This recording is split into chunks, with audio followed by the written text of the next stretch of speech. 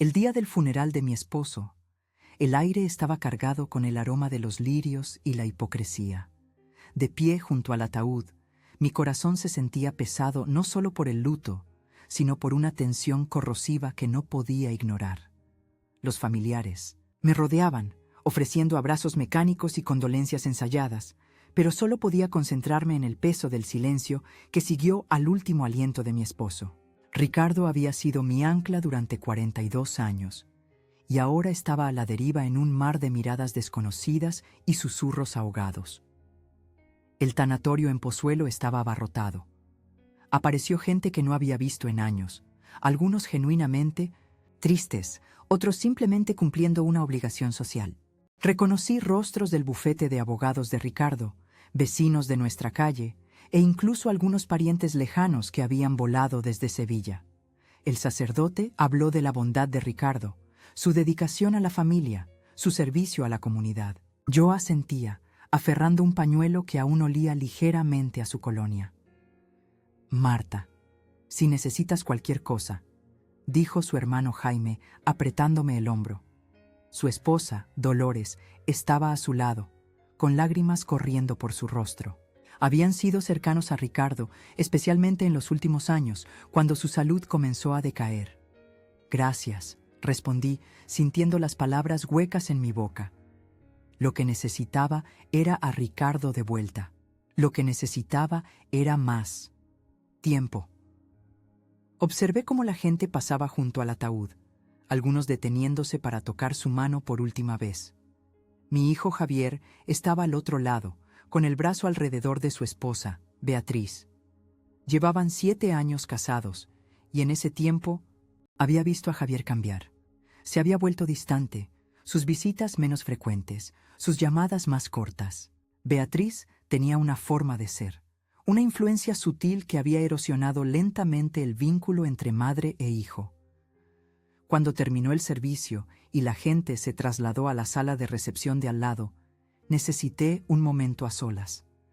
Me deslicé a una pequeña sala lateral, un lugar para recuperar el aliento lejos de las miradas compasivas y las conversaciones incómodas. La habitación era sencilla, unas pocas sillas, una mesita con una caja de pañuelos y una ventana con vistas al cementerio donde Ricardo pronto descansaría. Estaba a punto de volver a la recepción cuando oí voces justo al otro lado de la puerta. «¿Cuánto crees que tendremos que esperar?». La voz de Beatriz, inconfundible con su ligero acento andaluz, llegó claramente. «¿Para qué?», preguntó Javier. «Para vender la casa, los coches, todo.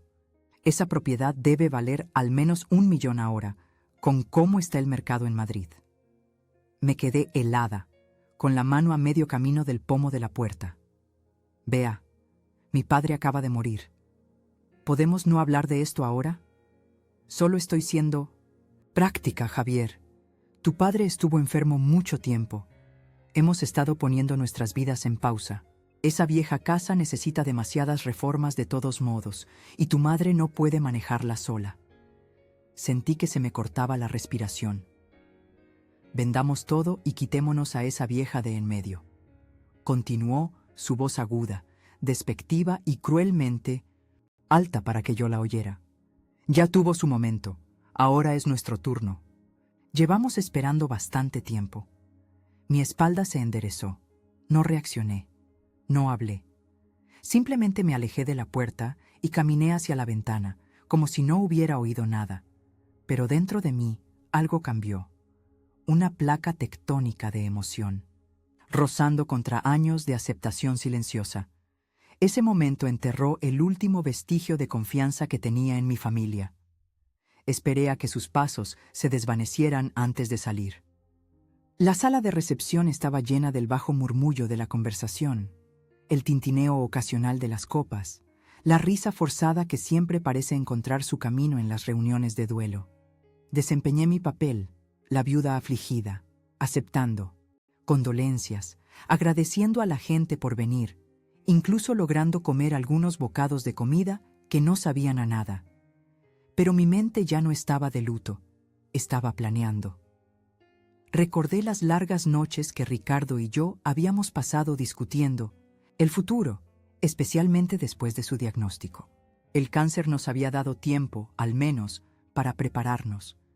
Y recordé algo más. El día que fuimos al despacho de Andrés Valdés, solo 6 meses antes de que Ricardo muriera. Marta, he arreglado todo, me había dicho Ricardo ese día, apretando mi mano mientras salíamos del despacho del abogado. Pase lo que pase, estarás protegida. Yo había asentido, demasiado emocionada para hablar. En aquellos días, no podía soportar pensar en un mundo sin él. Ahora, ese mundo había llegado, y necesitaba recordar cada detalle de lo que había organizado. Cuando la recepción terminaba, Javier y Beatriz se me acercaron. Javier me abrazó, un abrazo breve e incómodo que se sintió más como una obligación que como un consuelo. Mamá, estábamos pensando que deberías venir a quedarte con nosotros unos días, dijo. No deberías estar sola ahora mismo. Beatriz asintió, su rostro una máscara de preocupación que no llegaba a sus ojos. Ya hemos preparado la habitación de invitados para ti. La miré, realmente la miré, quizás por primera vez. Su pelo perfectamente teñido, sus uñas cuidadas, el vestido negro de diseño que era un poco demasiado ajustado, demasiado revelador para un funeral. Vi el cálculo detrás de su sonrisa, la impaciencia apenas oculta tras su simpatía. Es muy amable, dije con voz firme, pero prefiero estar en mi propia casa. Necesito estar rodeada de las cosas de Ricardo ahora mismo. Pero mamá... comenzó Javier. He tomado una decisión, dije, con una firmeza que me sorprendió incluso a mí. Jaime y Dolores pasarán a verme. Estaré bien. Pensaban que era débil, pensaban que estaba rota, pero estaban a punto de descubrir. Cuánta fuerza vive en el silencio. Cuánto poder se puede encontrar en la tranquila determinación de una mujer que ha sido subestimada toda su vida. Mientras los veía alejarse en coche del tanatorio, las palabras de Ricardo resonaban en mi mente. Estarás protegida. No tenían idea de lo que se avecinaba, y por primera vez desde su muerte sentí un destello de algo que no era luto, era resolución. En los días siguientes al funeral, me retiré al dormitorio principal, el único lugar de la casa que todavía sentía como mío. Nuestra casa en 1900, la calle del Roble, había sido el orgullo y la alegría de Ricardo.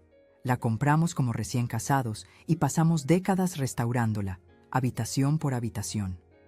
Cada tabla del suelo que crujía guardaba un recuerdo. Cada moldura ornamentada contaba una historia de nuestra vida juntos.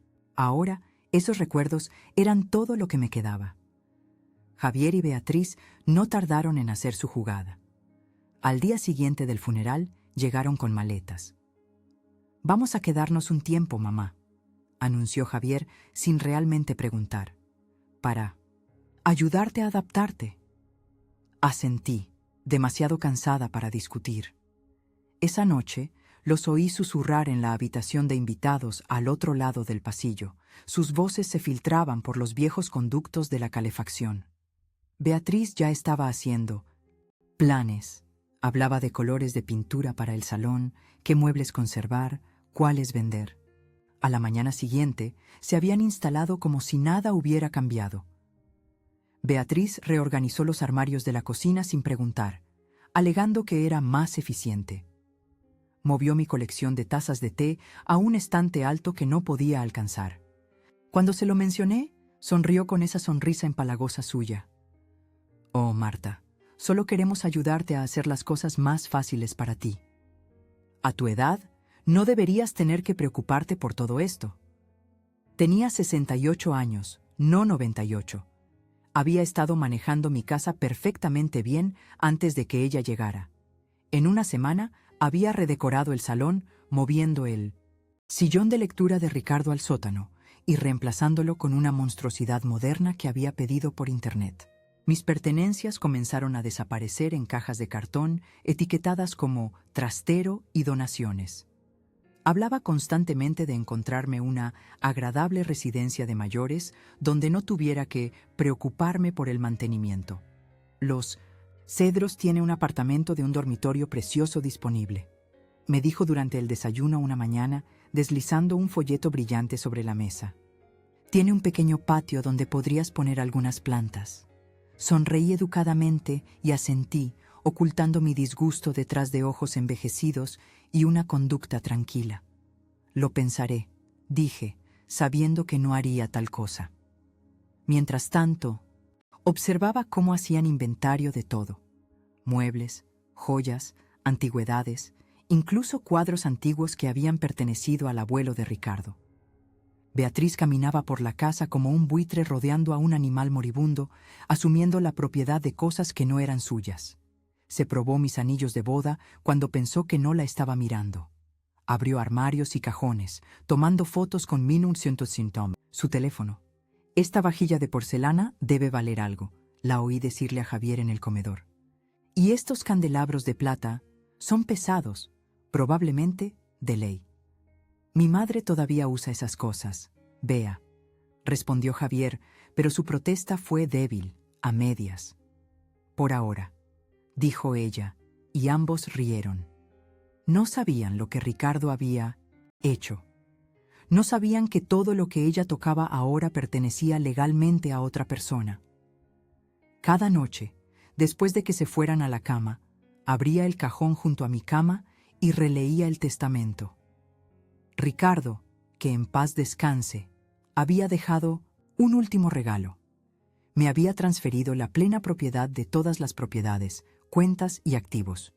No para ser compartido, no para ser disputado. Ni siquiera Javier había sido incluido, dada su creciente indiferencia a lo largo de los años. Ricardo había visto lo que yo había visto. Había tomado su decisión en silencio, tal como yo ahora planeaba responder. Una tarde, encontré a Beatriz en el armario de mi dormitorio, pasando los dedos por mi ropa. Deberíamos donar la mayoría de esto, dijo, sin siquiera molestarse en ocultar sus intenciones. Está muy anticuado, Marta. Cuando te mudemos a Los Cedros, no tendrás espacio para todo esto de todos modos. Noté que llevaba mis pendientes de perlas, un regalo de 30º aniversario de Ricardo. Esos pendientes te quedan preciosos, dije suavemente. Se los tocó, sin avergonzarse siquiera de ser descubierta. Oh, espero que no te importe. Pensé que de otro modo solo estarían guardados en un cajón. Esa noche, llamé a Jaime, el hermano de Ricardo. ¿Podrías llevarme mañana al despacho de Andrés Valdés? Hay algunos asuntos legales que necesito tratar. Por supuesto, Marta. ¿Está todo bien? Hice una pausa, considerando cuánto compartir. Lo estará, dije finalmente. A la mañana siguiente, le dije a Javier y a Beatriz que iba a comer con Jaime y Dolores. Apenas levantaron la vista de sus portátiles, donde estaban buscando anuncios inmobiliarios de propiedades frente al mar en la Costa del Sol. «No llegues tarde a cenar», dijo Beatriz, como si ella fuera la señora de la casa y yo la invitada. «Voy a hacer mi lasaña especial». «No me la perdería», respondí, la mentira deslizándose fácilmente de mis labios. Cuando Jaime me recogió, su rostro estaba surcado por la preocupación. «Pareces cansada, Marta». «No he estado durmiendo». «Bien», admití mientras conducíamos por las calles familiares de nuestra urbanización de Madrid. «Tener invitados en casa puede ser agotador». Me miró de reojo. «¿Javier y Beatriz te están dando problemas?» Suspiré. «Ya han decidido cómo será mi futuro. Un pequeño apartamento en una residencia de mayores mientras venden mi casa. Y todo lo que hay en ella». Los nudillos de Jaime se pusieron blancos en el volante. Ricardo siempre se preocupó por Javier. Dijo que se había dejado influenciar demasiado por Beatriz, demasiado preocupado por las apariencias y el dinero. Ricardo tenía razón en muchas cosas, dije en voz baja. En un semáforo, Jaime se volvió hacia mí. «¿Qué piensas hacer, Marta?» Le dediqué una pequeña sonrisa. «Voy a seguir los últimos deseos de mi marido». Jaime asintió, la comprensión amaneciendo en sus ojos. Ricardo le había confiado a su hermano lo del testamento, me di cuenta. Jaime lo sabía. Lo que necesites, Dolores y yo estamos aquí para ti, dijo mientras entrábamos en el aparcamiento de Valdés en Asociados. Dentro del bufete, la recepcionista, una joven llamada Elena que conocía a Ricardo desde hacía años, me saludó calurosamente. Señora Morales, el señor Valdés la está esperando. Por favor, entre. Andrés Valdés se levantó cuando entré, rodeando su escritorio para tomar mis manos entre las suyas. Tenía la edad de Ricardo, con el pelo plateado y ojos amables detrás de unas gafas de montura metálica. Había sido nuestro abogado de familia durante décadas, manejando todo, desde nuestra primera hipoteca hasta las directivas médicas de Ricardo. Marta, me alegro de verte. ¿Cómo lo estás llevando? Me las arreglo, Andrés, pero necesito tu ayuda. Mientras explicaba la situación con Javier y Beatriz, la expresión de Andrés se ensombreció. Conocía a Ricardo desde la Facultad de Derecho. Había visto crecer a Javier. No me sorprende, dijo finalmente. Ricardo sospechaba que esto podría pasar. Por eso fue tan inflexible con los términos del testamento. Necesito saber exactamente cuáles son mis opciones, dije. Y necesito saber cómo ejecutarlas. Durante la siguiente hora, revisamos el testamento juntos una vez más, línea por línea, asegurándonos de que cada firma y cláusula fuera hermética. No había lugar para la confusión. Tenía plena autoridad, legal sobre el patrimonio, la casa, las cuentas de inversión, el seguro de vida de Ricardo, todo. ¿Quieres informar a Javier del testamento inmediatamente?, preguntó Andrés. Pensé en Beatriz, llevando mis pendientes de perlas, en las débiles protestas de Javier mientras ella planeaba vender mi casa sin mi consentimiento. No, decidí. Todavía no. En cambio, me gustaría que prepararas documentos formales para la transferencia de ciertas propiedades a nuevos beneficiarios de mi elección. Andrés levantó una ceja. ¿Qué tenías en mente? Había algunas organizaciones benéficas que a Ricardo le encantaban. La Fundación Aladina, la Federación Española de Bancos de Alimentos. Y me gustaría establecer una beca en su nombre en la Facultad de Derecho de la Complutense. Andrés asintió tomando notas. Además, la Casa del Lago en Guadalajara, continué. Me gustaría donarla a un refugio local para mujeres. Pueden usarla como casa de seguridad o venderla para financiar sus programas. ¿Y la casa principal?, preguntó Andrés. Sonreí. Esa se queda a mi nombre, por ahora. No me apresuré. Dejé que continuaran su farsa. Pensaban que estaban construyendo una nueva vida sobre mi duelo. Mi hijo incluso había traído a un agente inmobiliario para tasar la casa, fingiendo que era solo una idea. Asentí. Durante la cena, escuchando sus fantasías sobre propiedades frente al mar y viajes de compras, sabiendo que la verdad esperaba, silenciosa y legalmente, para golpearles como un martillo. La semana siguiente, volví al despacho del señor Valdés. Esta vez, conduje yo misma un pequeño acto de independencia que se sintió significativo. Beatriz había estado insinuando que no debería conducir a mi edad y sugiriendo que vendieran mi coche. Esa mañana me había asegurado de coger mis llaves del gancho junto a la puerta, ignorando su ceño fruncido mientras anunciaba que me iba de compras. Andrés me recibió con calidez y una sonrisa triste, comprendiendo tanto la profundidad de mi pérdida como la tormenta que se estaba gestando silenciosamente. Su despacho no había cambiado en 20 años. Las mismas sillas de cuero, la misma pared de libros de derecho, la misma vista de los juzgados al otro lado de la calle. Había consuelo en esa constancia. Los documentos están listos para su revisión, dijo señalando una pila de papeles en su escritorio. He resaltado dónde se necesitan las firmas. Pasamos la siguiente hora revisándolo todo meticulosamente. La beca en la Complutense se establecería con una dotación inicial de 250.000 euros de la póliza de seguro de vida de Ricardo. La Casa del Lago, valorada en unos 400.000 euros, se transferiría al Refugio para Mujeres de Madrid. Varias donaciones más pequeñas irían a organizaciones benéficas que Ricardo había apoyado a lo largo de su vida. Y estos son los documentos actualizados de su testamento, dijo Andrés, deslizando otra carpeta hacia mí. Como discutimos, elimina a Javier como beneficiario y nombra a los hijos de Jaime como herederos del patrimonio restante después de su fallecimiento. Dudé, mi bolígrafo flotando sobre la línea de la firma. A pesar de todo, Javier seguía siendo mi hijo.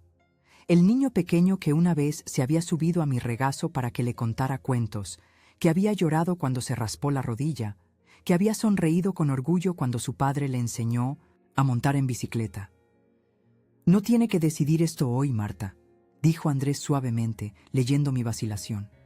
Esto puede esperar. Negué con la cabeza. No, necesito hacer esto ahora. Pensé en la crueldad casual de Beatriz, en la complicidad silenciosa de Javier, en cómo habían invadido mi hogar y comenzado a desmantelar mi vida mientras yo todavía me ahogaba en el dolor. Firmé mi nombre con mano firme. ¿Y la situación inmediata?, pregunté. ¿Cómo abordo la presencia de Javier y Beatriz en mi casa? Andrés se reclinó en su silla, juntando las yemas de los dedos. Tiene varias opciones. La más directa sería simplemente informarles de que necesitan irse. Es su casa, legal y legítimamente. Si se niegan, lo que dado lo que me ha contado parece posible, podemos proceder con una orden de desahucio formal. Una orden de desahucio, repetí, sintiendo las palabras extrañas en mi boca. Para mi propio hijo.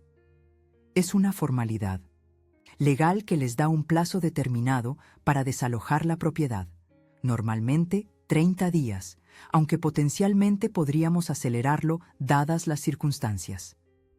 Asentí lentamente. ¿Y el testamento? ¿Cuándo les informamos de eso?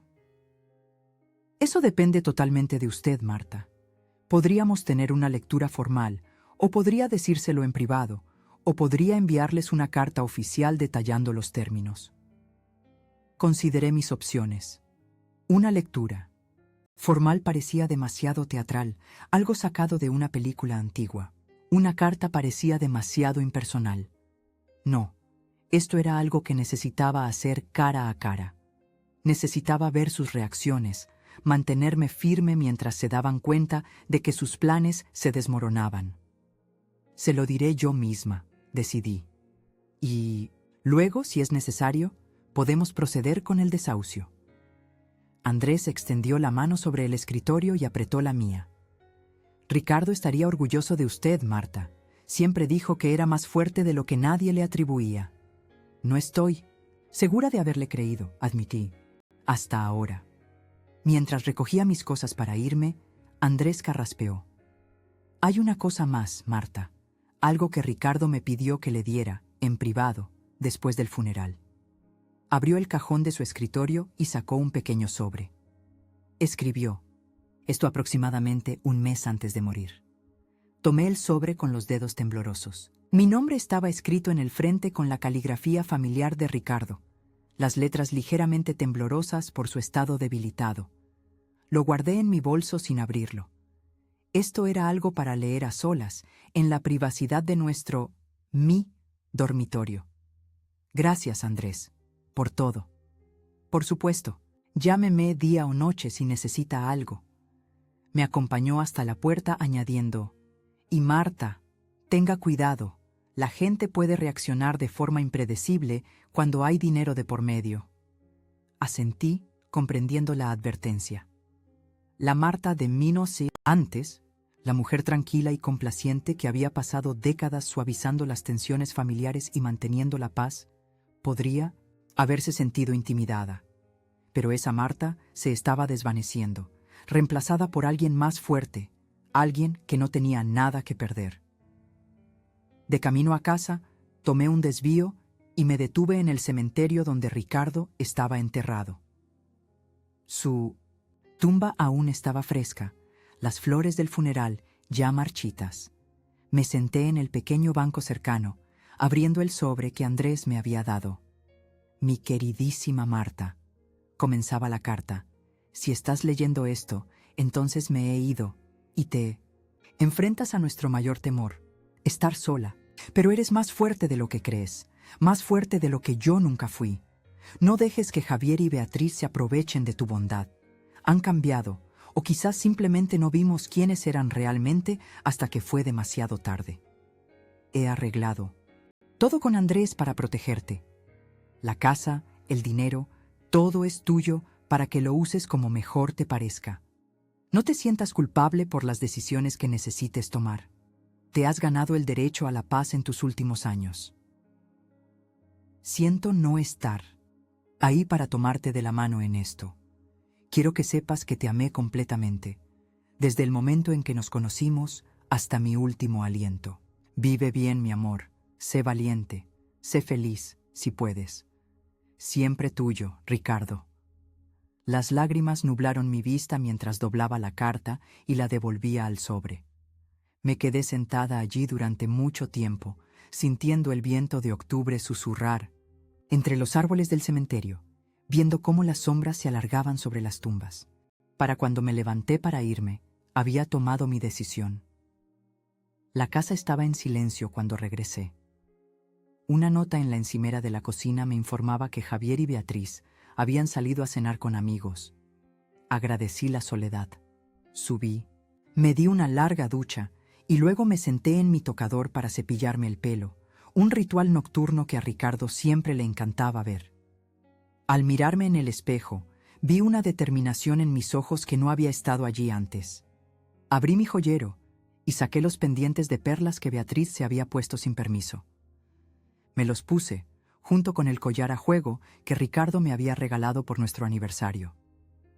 Luego fui al armario y seleccioné un vestido, no uno de mis habituales vestidos de casa cómodos, sino un vestido entallado de color azul que había usado en eventos de caridad con Ricardo.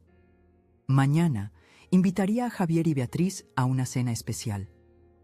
Cocinaría el plato favorito de Ricardo, estofado de ternera con patatas asadas y la receta de tarta de manzana de su madre. Pondría la mesa con nuestra mejor porcelana, cristalería y plata. Pondría de fondo sus discos de música clásica, favoritos, y luego, cuando fuera el momento adecuado, reclamaría mi vida. Cogí la carta de Ricardo y la coloqué en el cajón de mi mesita de noche junto al testamento.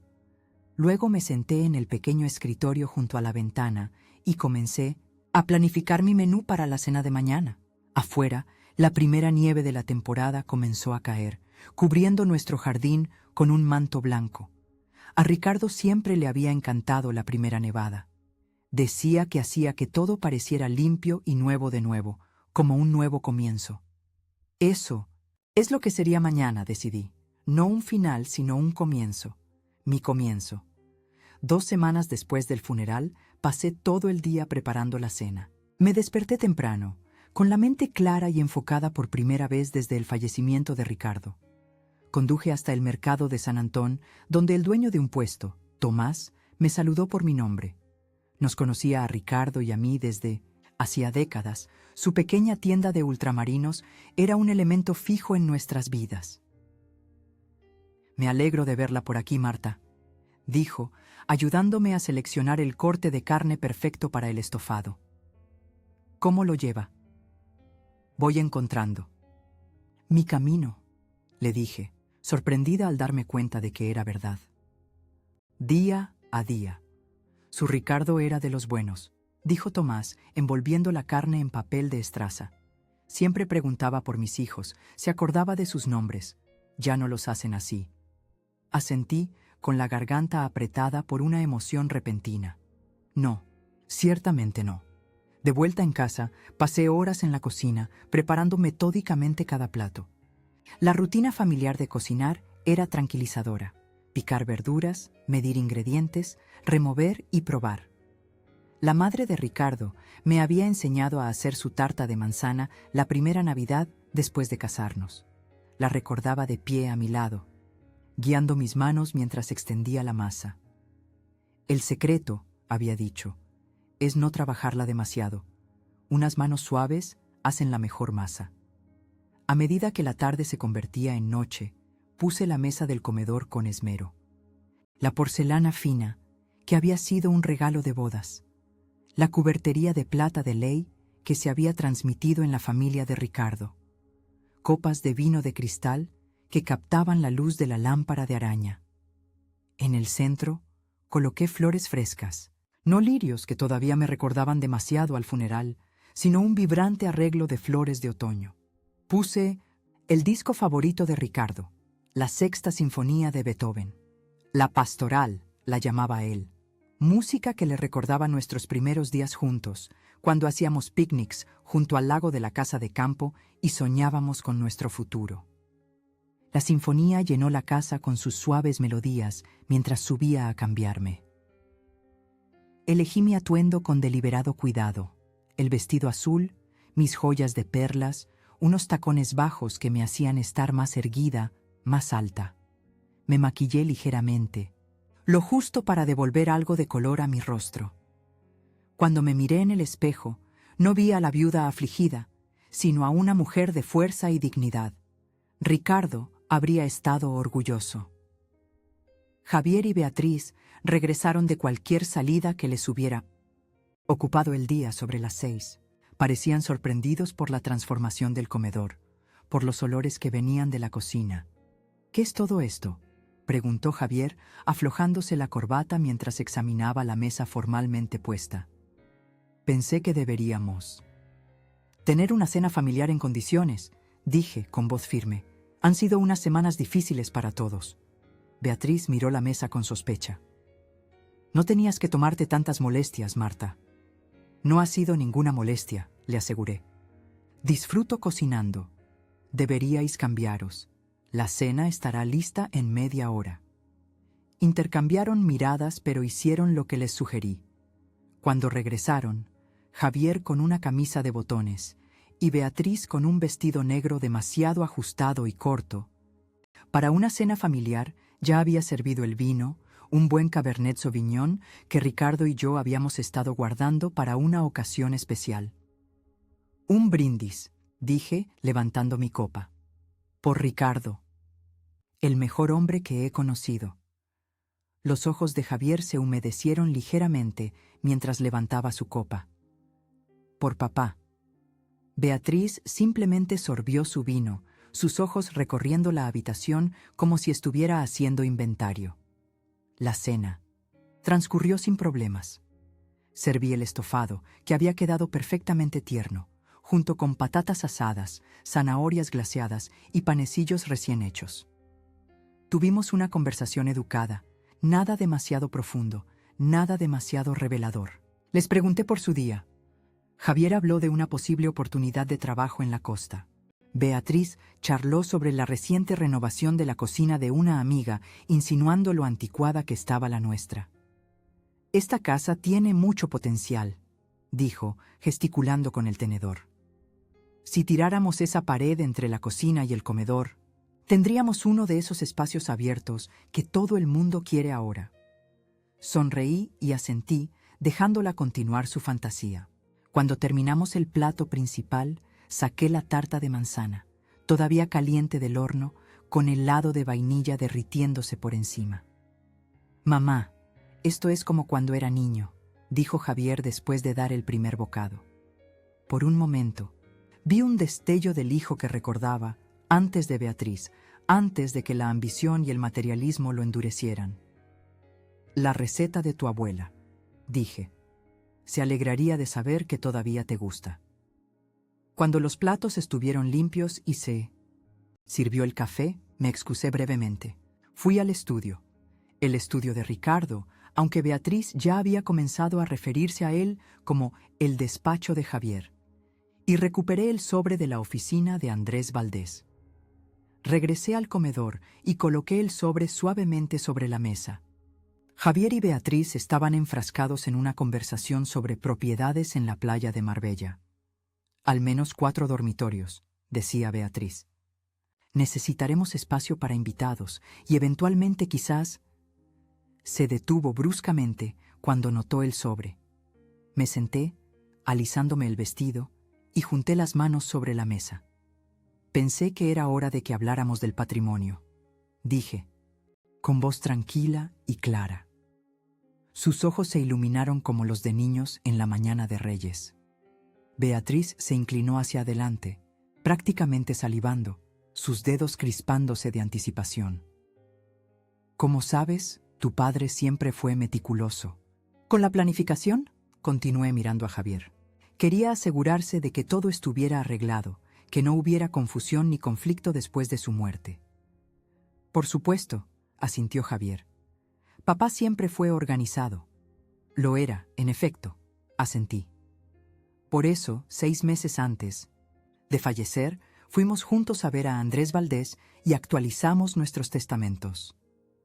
Los ojos de Beatriz se entrecerraron ligeramente ante la mención del abogado. Estoy seguro de que papá dejó todo en buen orden, dijo Javier, tomando la mano de Beatriz por debajo de la mesa. Lo hizo, confirmé. Abrí el sobre y saqué varios documentos, deslizándolos sobre la mesa. El testamento ya ha sido ejecutado.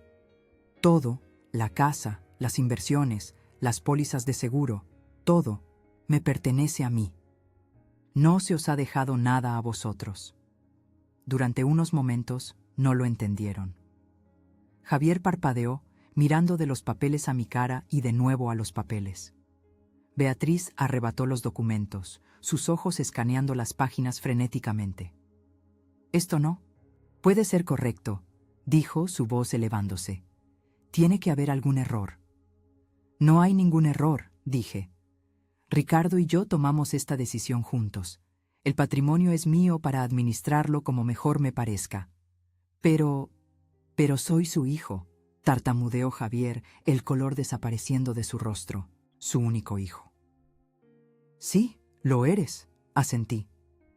Y si le hubieras mostrado a él, a nosotros, aunque fuera una fracción del respeto y la consideración que merecíamos en los últimos años, las cosas podrían ser diferentes. Beatriz estalló en protestas, su fachada cuidadosamente mantenida desmoronándose. Esto es ridículo.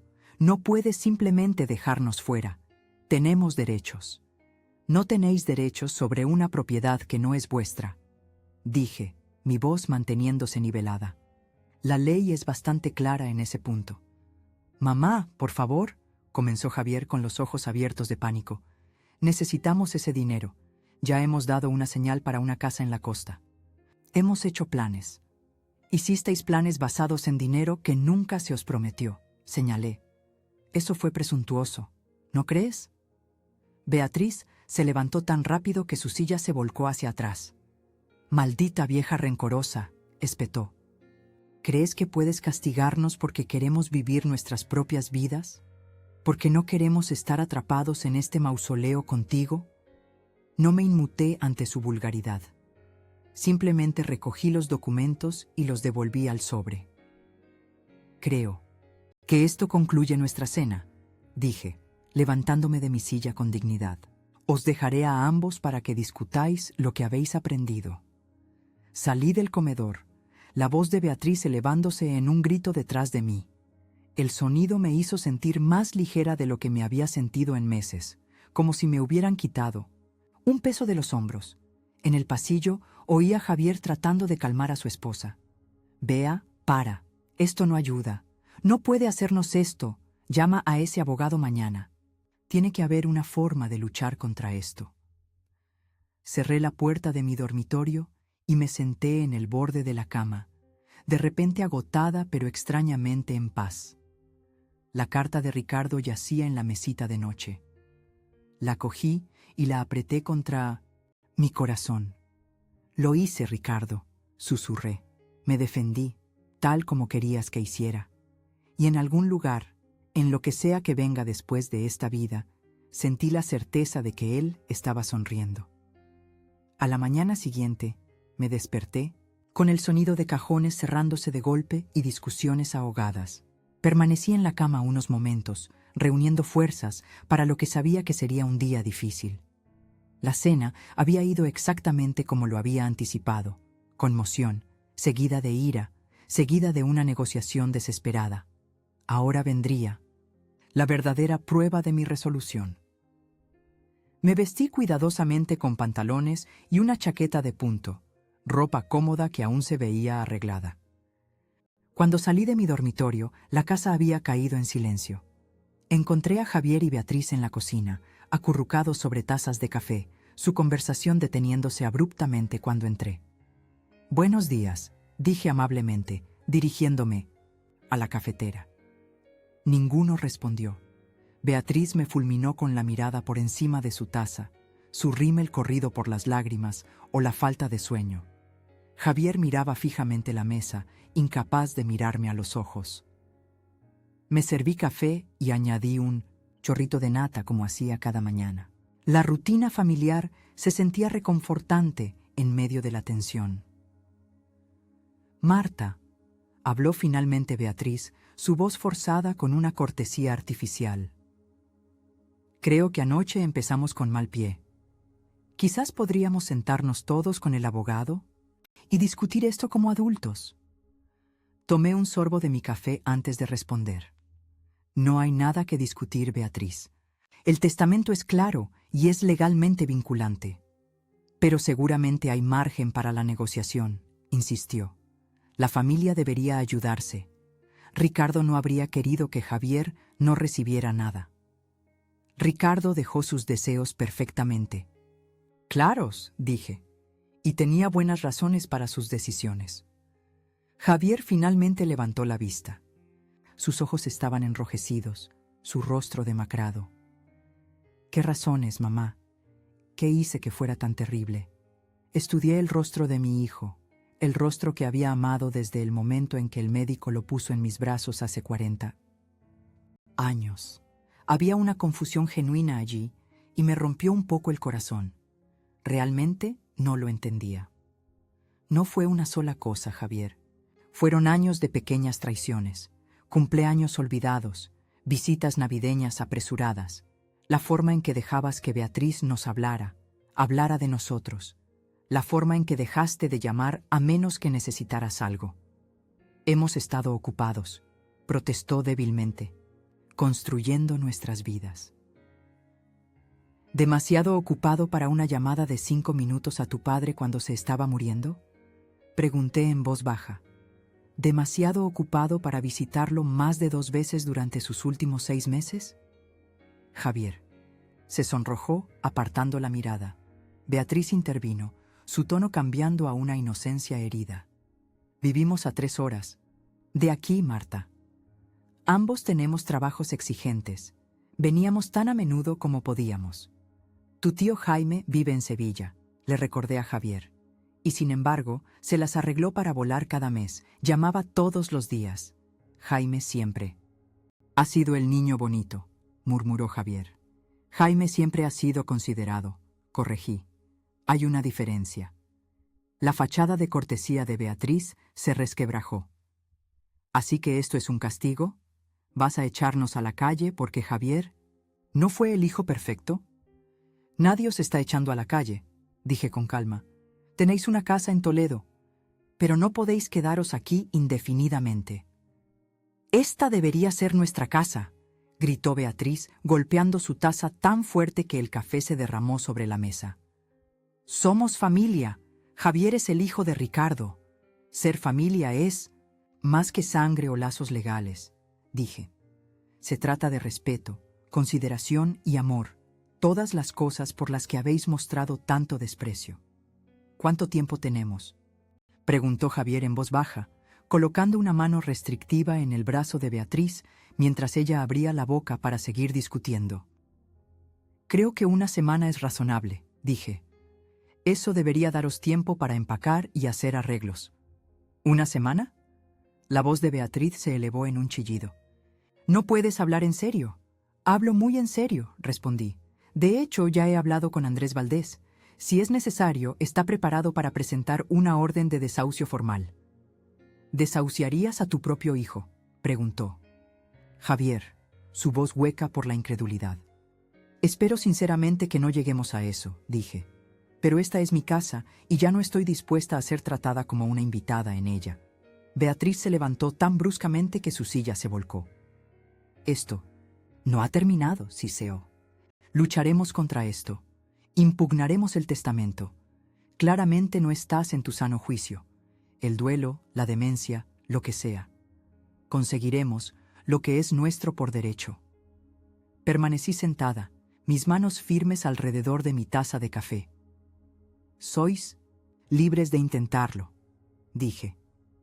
Andrés me asegura que el testamento es inexpugnable, pero si queréis malgastar dinero en honorarios de abogados, es vuestra elección. Beatriz salió furiosa de la cocina. Javier se quedó, su expresión una mezcla de ira, confusión y algo más, quizás los primeros indicios de comprensión. Mamá, comenzó, su voz más suave, sé que no he sido el mejor hijo, pero esto parece extremo. Puede que te lo parezca, reconocí, pero desde mi punto de vista, es simplemente una consecuencia de las elecciones que has hecho durante muchos años. Podría cambiar, ofreció. Podríamos empezar de nuevo. Quizás algún día, dije, pero no mientras estés con alguien que me llamó esa vieja en el funeral de tu padre. No mientras estés con alguien que se probó mis joyas antes de que Ricardo estuviera siquiera en la tumba. Su cabeza se levantó de golpe. ¿De qué estás hablando?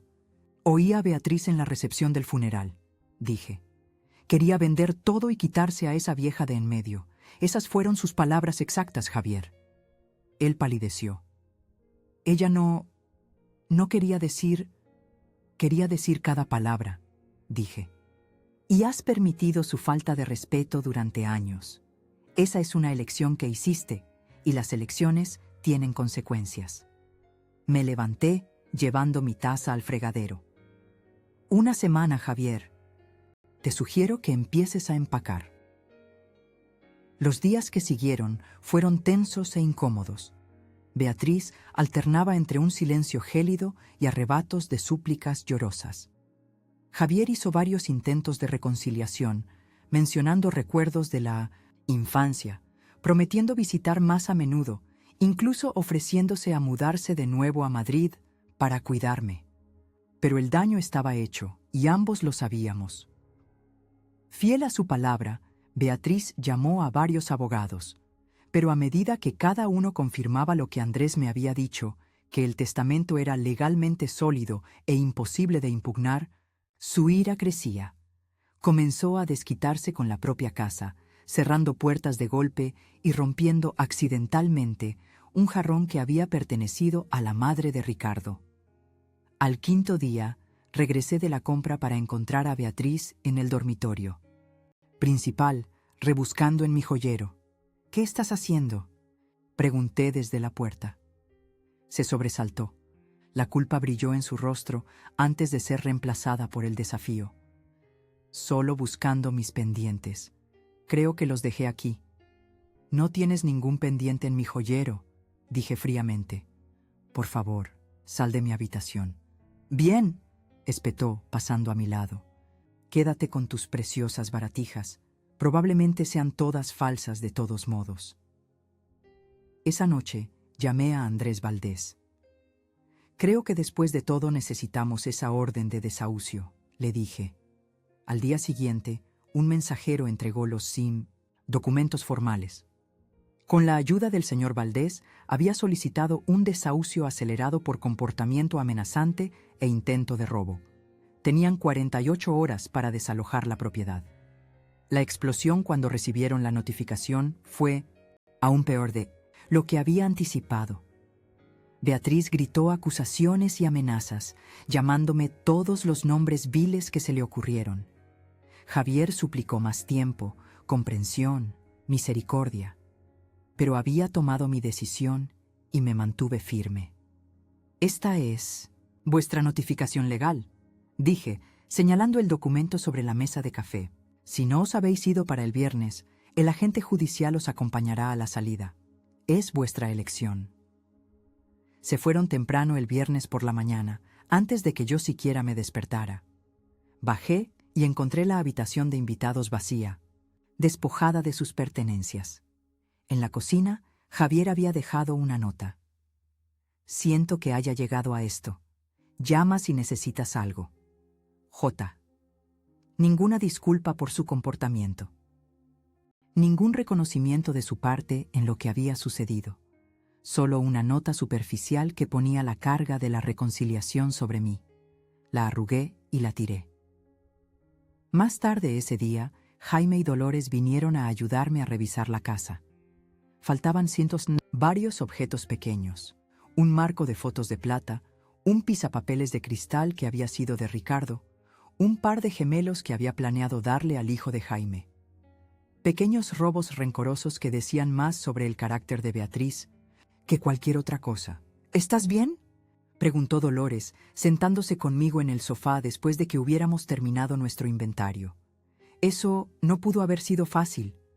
En realidad, me siento aliviada, admití. Como si por fin pudiera respirar de nuevo en mi propia casa. Jaime me apretó el hombro. Ricardo estaría orgulloso de ti, Marta. Siempre dijo que eras la persona más fuerte que conocía. No me sentí muy fuerte cuando él estaba vivo, dije. Dejé pasar demasiadas cosas. Mantuve la paz a expensas de mi propia dignidad. Bueno, esos días claramente han terminado, dijo Dolores con una sonrisa. ¿Y ahora qué? ¿Qué sigue para Marta Morales? Miré alrededor del salón, a los espacios donde la presencia de Ricardo aún perduraba, a la casa que habíamos construido juntos durante décadas. Por primera vez, me permití imaginar un futuro sin él, un futuro moldeado enteramente por mis propias elecciones. Aún no estoy segura, dije, pero creo que va a ser interesante. Esa noche dormí mejor que en meses. La casa estaba tranquila, en paz. No había discusiones susurradas desde la habitación de invitados, ni el sonido de los tacones de Beatriz haciendo clic en el parqué, mientras caminaba, hablando por teléfono sobre oportunidades de inversión y valores de mercado. Solo silencio y el crujido ocasional de la vieja casa asentándose a mi alrededor como un abrazo familiar. Pasaron las semanas, y con cada amanecer redescubrí quién era yo debajo de las capas de esposa, madre, cuidadora. El dolor no desapareció. Todavía me visitaba en momentos de calma, sorprendiéndome con su intensidad, pero comenzó a compartir espacio con otras emociones, curiosidad, determinación, incluso alegría ocasional. El primer gran cambio que hice fue en la casa. Contraté pintores para transformar el salón del verde bosque preferido de Ricardo a un azul suave que me recordaba al Mediterráneo en verano. Reorganicé los muebles, doné artículos que habíamos guardado por costumbre en lugar de por amor, y creé un rincón de lectura en el mirador donde la luz de la mañana era perfecta. «La casa está maravillosa, Marta», exclamó Dolores, cuando vino a tomar un café una tarde, tan luminosa y fresca. Era hora de un cambio, dije, sirviéndonos una taza a cada una. Ricardo siempre se remitía a mi juicio en la decoración, pero yo me encontraba remitiéndome a él. Nos quedamos atascados en una especie de punto muerto, educado donde ninguno de los dos tomaba decisiones audaces. Dolores se rió. Jaime y yo todavía hacemos eso. Lo que tú creas, cariño, es prácticamente nuestro lema familiar. Bueno, se acabó eso para mí, declaré. De ahora en adelante, si quiero papel pintado rosa en el baño, tendré papel pintado rosa. La beca en la Facultad de Derecho de la Complutense se estableció oficialmente en febrero. El decano me invitó a una pequeña ceremonia donde desvelaron una placa con el nombre de Ricardo. Beca Ricardo Morales para el Derecho de Interés Público, decía. Ricardo había pasado la primera década de su carrera en asistencia legal antes de unirse a un bufete privado. Esta beca ayudaría a los estudiantes que quisieran seguir un camino similar. El legado de su marido vivirá a través de estos estudiantes, me dijo el decano, señalando a los dos primeros beneficiarios, jóvenes brillantes con destellos idealistas en sus ojos que me recordaban tanto a Ricardo cuando nos conocimos. Cada año, más estudiantes merecedores se beneficiarán de su generosidad. Usé parte de la herencia para crear una fundación a nombre de Ricardo, apoyando a mujeres mayores que habían sido dejadas de lado por sus familias. La idea se me había ocurrido durante una noche de insomnio, pensando en lo cerca que había estado de ser enviada a una residencia de mayores en 1906 contra de mi voluntad. ¿Cuántas otras mujeres de mi edad se enfrentaban a situaciones similares sin recursos para defenderse? La Fundación Marta y Ricardo Morales para un envejecimiento digno abrió sus puertas en marzo, ofreciendo asesoramiento legal, asistencia para la vivienda y apoyo comunitario a mujeres mayores de 65 años. Alquilamos una pequeña oficina en el centro de Madrid. Contratamos a una joven y apasionada abogada llamada Elena como nuestra directora y comenzamos a construir una red de voluntarios. «Esto es exactamente lo que esta ciudad necesita», me dijo Elena durante nuestra reunión semanal. «No te creerías las historias que oigo. Mujeres que trabajaron toda su vida, criaron familias, solo para ser tratadas como cargas cuando son mayores». «Me lo imagino», dije, pensando en el tono despectivo de Beatriz, su crueldad casual. En mi natal abril, vendí la gran casa de la calle del Roble. Fue una decisión difícil, con la que luché durante semanas. Cada rincón guardaba recuerdos. Ricardo llevándome en brazos al cruzar el umbral como recién casados. Javier dando sus primeros pasos en el salón. Reuniones festivas alrededor de la mesa del comedor. Pero el mantenimiento se estaba convirtiendo en una carga y el espacio se sentía excesivo para una sola persona. Me mudé a una casa más pequeña junto al embalse de San Juan, una con la que Ricardo y yo siempre habíamos soñado retirarnos. Una encantadora casita de 2 dormitorios con un porche envolvente y una vista que me dejaba sin aliento. El aire allí olía a pino y a paz. «Tiene buen gusto, señora Morales», dijo mi nuevo vecino Carlos mientras me ayudaba a desempacar cajas. Carlos era un profesor de literatura jubilado de unos 70 años, con un ingenio rápido y ojos amables. «Este lugar es una joya». «Gracias por la ayuda», dije, ofreciéndole una limonada en el porche después. Mudarse es agotador a cualquier edad, pero especialmente cuando has acumulado 40 años de cosas. «Encantado de ayudar», dijo acomodándose en una mecedora. «Para eso están los vecinos. Mi Juana y yo nos mudamos aquí hace 10 años. La mejor decisión que tomamos». «¿Su esposa?», pregunté. Una sombra cruzó su rostro. «Falleció hace 3 años. Cáncer». «Lo siento», dije. «Mi marido murió el otoño pasado». Carlos asintió con comprensión en sus ojos. «Se hace más fácil. No mejor, exactamente, pero más fácil. Eso es lo que estoy descubriendo». Asentí. Caímos en un silencio cómodo, viendo la puesta de sol sobre el agua. Había algo tranquilizador en estar con alguien que entendía el duelo, que no necesitaba explicaciones ni consuelos. A medida que la primavera se convertía en verano, establecí nuevas rutinas. Paseos matutinos por la orilla. Trabajo voluntario en la fundación 3 días a la semana. Club de lectura en la biblioteca local todos los jueves. Cena con Jaime y Dolores una vez al mes. Café con Carlos la mayoría de las tardes. Nuestras conversaciones abarcaban desde libros hasta política y nuestras respectivas infancias. Nunca volví a contactar a Javier. La pelota estaba en su tejado, como habría dicho Ricardo. Si alguna vez quería conocerme, a la verdadera yo, no a la conveniente figura materna que había dado por sentada, tendría que venir solo, sin manipulación, sin derecho, sin Beatriz. Pero había dejado de esperar eso. Había encontrado mi voz de nuevo y no tenía intención de entregársela a nadie que no mereciera escucharla. En julio, Andrés Valdés llamó con noticias. Javier intentó impugnar el testamento, me informó. El juez lo desestimó de inmediato. Dijo que no había ni una pizca de evidencia para respaldar sus afirmaciones de influencia indebida o capacidad disminuida. No me sorprende que lo intentara, dije. Beatriz lo habría presionado. Muy probablemente, asintió Andrés. La buena noticia es que esto es definitivo. No pueden volver a intentarlo. Gracias por encargarte de ello, Andrés. Solo hago mi trabajo, dijo. Ricardo estaría satisfecho con cómo has manejado todo. La fundación, la beca, la nueva casa. Lo aprobaría. Después de colgar, me senté en mi porche viendo los barcos navegar por el embalse.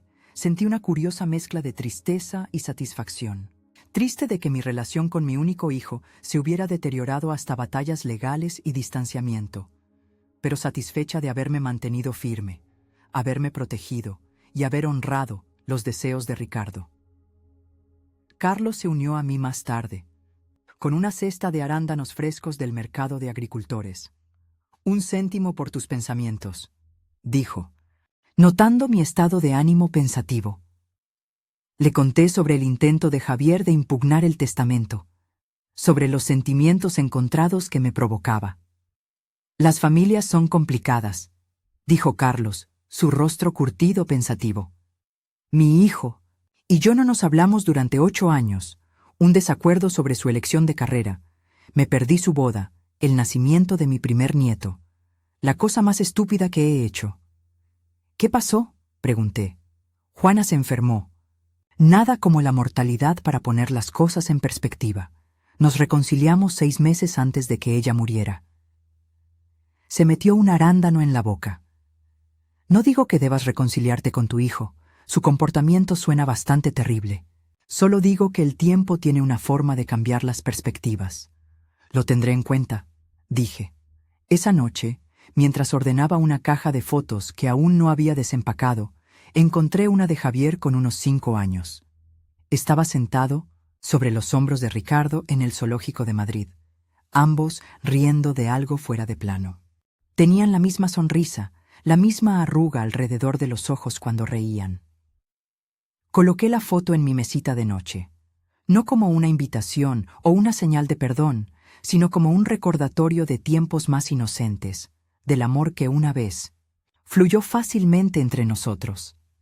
Si algún día Javier encontraba el camino de regreso a mí, verdaderamente de regreso, con remordimiento y comprensión genuinos, quizás habría espacio para una nueva relación. No la misma de antes, sino algo honesto y respetuoso. Por ahora, sin embargo, estaba concentrada en construir la vida que quería, una vida de propósito, amistad y respeto por mí misma, una vida digna del legado que Ricardo me había dejado. En el aniversario de la muerte de Ricardo, visité su tumba sola. Le llevé sus flores favoritas, no arreglos formales, sino flores silvestres que había recogido por la orilla del embalse esa mañana. Me senté en el pequeño banco y le conté sobre mi año, sobre la fundación y la beca, sobre la casita junto al agua y mi amistad con Carlos. Tenías razón, le dije a la silenciosa lápida que llevaba su nombre. Era más fuerte de lo que sabía. Gracias por ver eso, incluso cuando yo no podía verlo por mí misma. El viento de otoño susurraba entre los árboles del cementerio, haciendo girar hojas doradas a mi alrededor. Creí sentir la presencia de Ricardo entonces, cálida y aprobatoria. No un fantasma ni un milagro, solo la conexión duradera entre dos personas que se habían amado completamente durante más de 4 décadas. Mi venganza no había llegado a través de gritos o drama, había llegado a través del silencio, la ley y la gracia. Ricardo me había dado las herramientas para protegerme, y al hacerlo, me dio un último regalo, un recordatorio de que el amor no termina con la muerte, sino que resuena a través de la dignidad, el legado y la fuerza. Mientras caminaba de regreso a mi coche, me sentí más ligera de lo que me había sentido en meses. El dolor seguía allí, un compañero que llevaría para siempre, pero ya no me definía. Yo era Marta Morales, no solo la viuda de Ricardo o la madre de Javier, sino una mujer por derecho propio, con un futuro aún por desplegarse, ante mí, brillante con posibilidades que apenas comenzaba a imaginar.